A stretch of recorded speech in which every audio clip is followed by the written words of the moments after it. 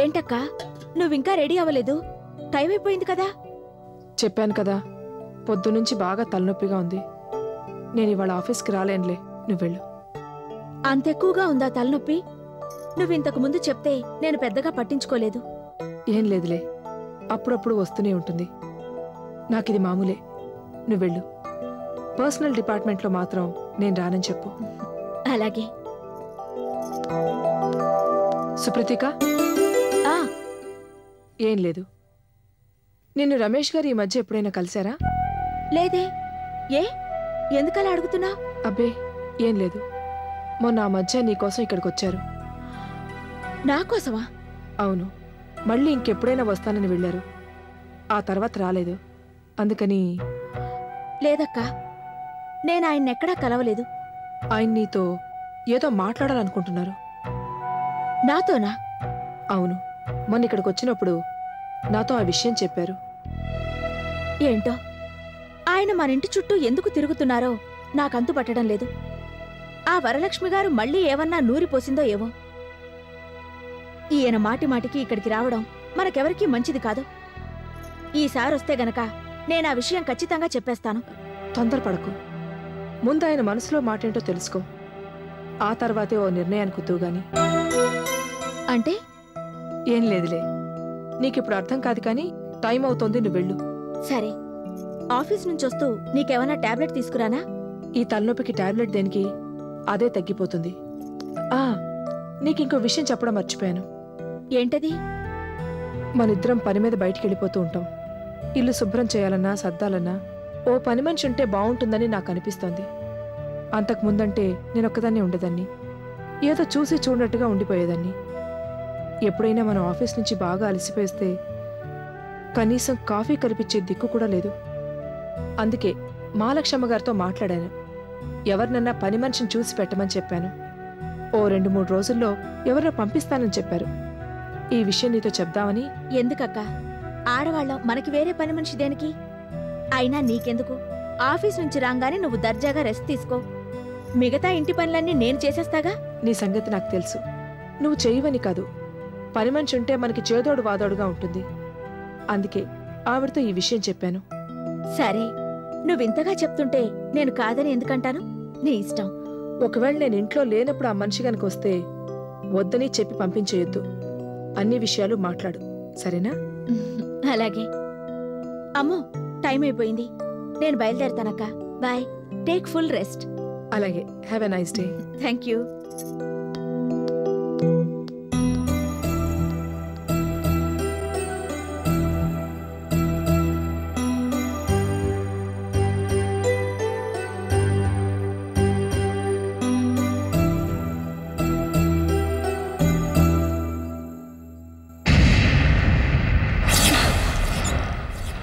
అలా అన్నాడా?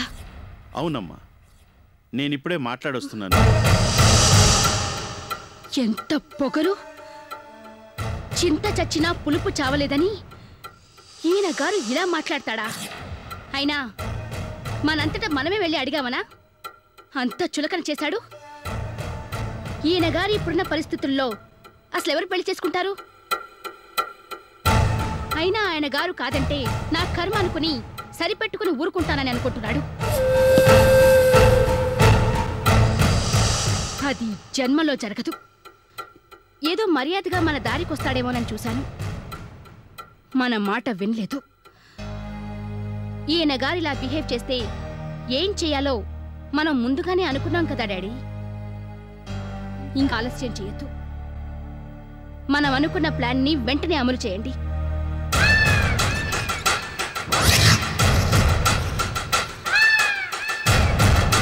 మన దారికి ఎలా రాడో నేను చూస్తాను. నేను నీతో ఇదే మాట అనాలనుకుంటున్నాను. అతను మాట్లాడిన తీరును బట్టి మనం మంచిగా అడిగితే దారికి వచ్చేలా లేడు. మెడలు వంచి పెళ్లి చేయాల్సిందే. అమ్మాయకుడు. I really pity him.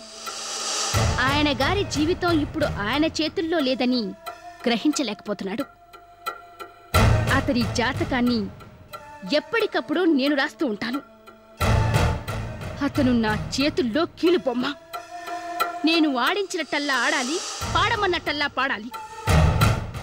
He's just a bird in my hands. నా పంజరంలో రామచిలక. సొంత మాటలు మాట్లాడే అర్హత తనకి లేదని పాపం తెలుసుకోలేకపోతున్నాడు. అయినా ఇంకెంతకాలం డాడీ, అన్నీ త్వరలోనే తెలుసుకుంటాడు. మీరు నేను చెప్పింది చేసేయండి. అలాగే, నీతో ముందుగా ఓ మాట చెప్పి మొదలు పెడదామని అనుకున్నాను, అంతే. There is no time to be wasted. వెంటనే బయలుదేరి వెళ్ళండి. Wish me all the best baby. All the best daddy.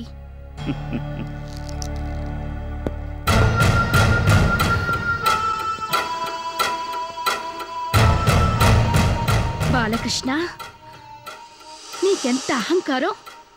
ఈ పరిస్థితుల్లో కూడా నన్ను కాదంటావా? నేను నీ జీవితంతో ఎలా ఆడుకుంటానో చూడు. నీ బతుకుని క్షణక్షణం నరకం చేస్తాను. ఇంతకన్నా చావే మేలని నీ నోటి వెంట అనిపిస్తాను. కానీ ఆ చావుని మాత్రం నీ దగ్గరికి రానివ్వను.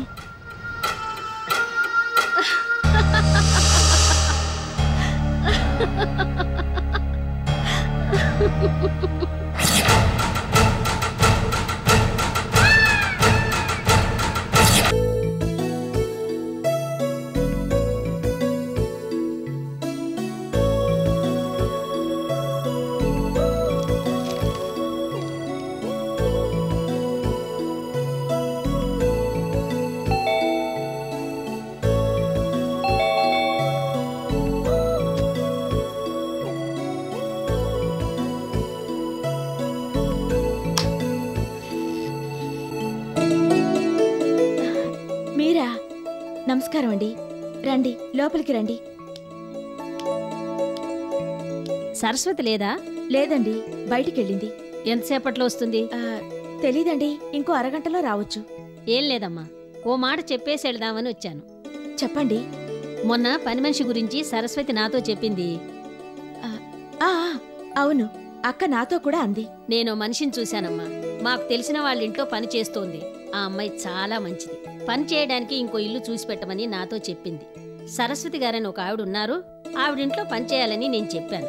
సరేనంది. ఇవాళ ఒకసారి ఇక్కడికి రమ్మన్నాను, వస్తానంది. ఆ అమ్మాయితో ఒకసారి మాట్లాడి చూడమ్మా, నచ్చితే పనిలో పెట్టుకోవచ్చు. అలాగే, నేనొస్తానమ్మా. అదేంటండి, మజ్జిగ తాగి వెళ్ళండి. వద్దమ్మా, అవతల బోల్డంత పనుంది. సరస్వతితో ఈ మాట చెప్పేళ్దామని వచ్చాను. వచ్చాక విషయమంతా చెప్పు. అలాగే. ఆ మనిషి ఇంకా సేపట్లో ఇక్కడికి వచ్చేస్తుంది. నేను పంపించానని చెప్తుంది. నీకు నచ్చితే జీతం అది మాట్లాడుకోమ్మా. అలాగేనండి, వెళ్ళొస్తాను.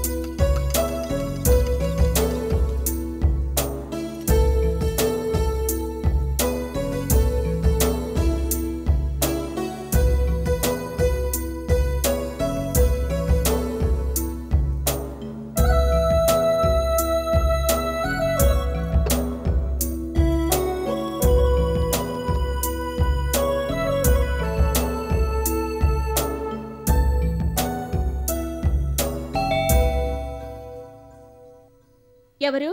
సరస్వతక్క? ఎవరు? తలుపు తీసే ఉంది, లోపలికి రండి. వస్తున్నా. అయినా తలుపు తీసే ఉందంటున్నాను కదా, లోపలికి రావచ్చు కదా.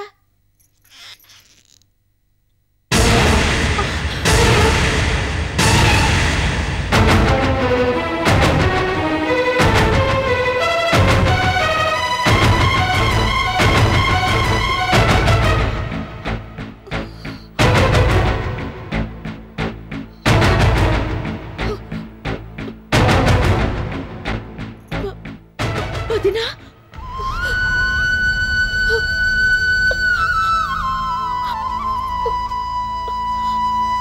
నువ్వా?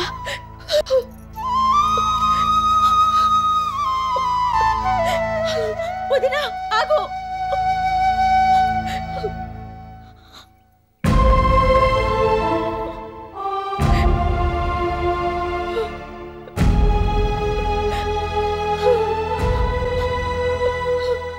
ఏంటొదినా ఇది?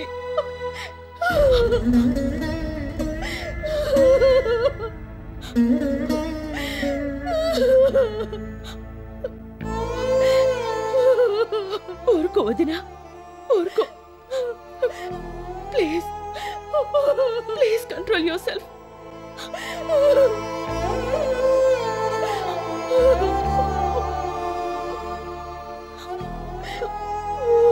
ప్లీజ్ లోపలికి రావదినా. నీ పరిస్థితిని నేను పూర్తిగా అర్థం చేసుకోగలను. నువ్వు ఇప్పుడేమనుకుంటున్నావో కూడా నాకు బాగా తెలుసు. నా కోసం ఒక్కసారి లోపలికి రా. ఇక్కడుంటే ఎవరైనా చూస్తారు. ప్లీజ్ వదినా, నా కోసం ఒక్కసారి లోపలికి రా.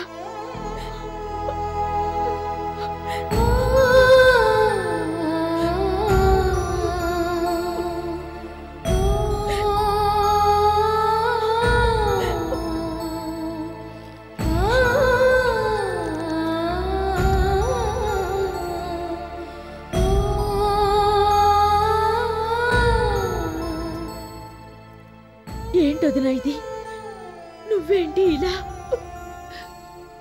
ఏం చెప్పను, అంతా నా కర్మ. అంతకు మించి నువ్వేం అడగొద్దు.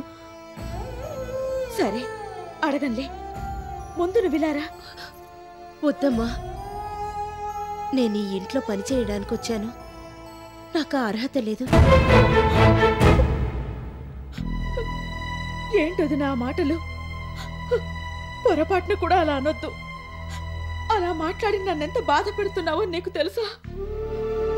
బాధ పెట్టేవైనా కొన్ని నిజాల్ని అంగీకరించి తీరాల్సిందే. నేనిక్కడ పని చేయడానికే వచ్చాను.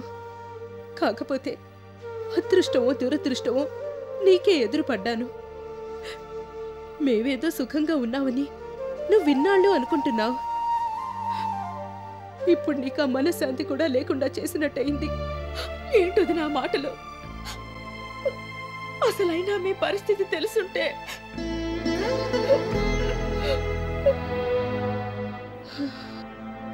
ఇవాళ కూడా నీకు ఈ విషయం తెలియకుండా ఉంటే బాగుండేది. నువ్విక్కడ ఉంటున్నావని తెలియక ఇక్కడికి వచ్చాను. మా కష్టాలు ఎలాగో మాకున్నాయి. నీ రెక్కలు ముక్కలు చేసుకొని నీ కాళ్ల మీద నువ్వు నిలబడి నువ్విక్కడ ప్రశాంతంగా ఉంటున్నావు. నీకది కూడా లేకుండా చేయడానికే నేను ఇవాళ ఇక్కడ దాపురించాను. ఊరుకో వదినా, ఊరుకో ప్లీజ్. నువ్వు అలా మాట్లాడొద్దు. నువ్వు ముందురా, ఇలా కూర్చో. నువ్వు కాదంటే నేను చచ్చినంత ఒట్టే.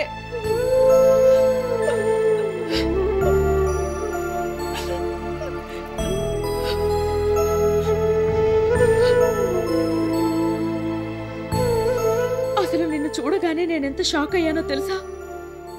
మహాలక్ష్మమ్మ గారు ఎవరో పని మనిషి అని చెప్తే ఎదురు చూస్తూ కూర్చున్నాను. అసలు నిన్ను చూడగానే కొంచెం సేపు నా మైండ్ టోటల్ గా బ్లాంక్ అయిపోయింది. నా జీవితమే టోటల్ గా బ్లాంక్ అయిపోయింది. అసలేం జరిగిందో చెప్పు. చెప్పి తీరాలంటావా?